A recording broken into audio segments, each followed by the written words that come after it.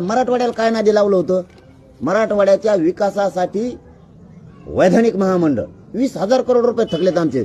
कुठे तरी ते ऐ सरकार कुठे काय तुम्ही काय येड्यात काढा लागलात बेटा गोरगरीबाला?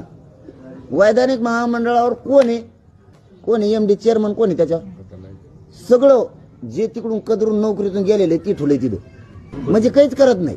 तुम्ही समजून घ्या, जनता बी सरकार बी फसवावं किती याचं भान पाहिजे. देवेंद्र फडणवीस साहेब आम्हाला म्हणले होते महाजन साहेबाच्या माध्यमातून असं गेलं मग वाजाना बी मग अंगात काही राहिलं नाही म्हणून वाजाना तुमचं वाज होतं खाताना फुकट ते म्हणे ते चुटकीचा विषय आमच्या पुढच्या महिन्यात तर केशी सगळ्या आंतरवाली सकट राज्यातल्या पुऱ्या काढून घेऊ. 10 महिने झाले 10, आता 11 महिने होते 29 तारखेला उद्याच्या गॅजेट आणतो. समिती गेली, समितीनं 4 महिने घातले. दिवस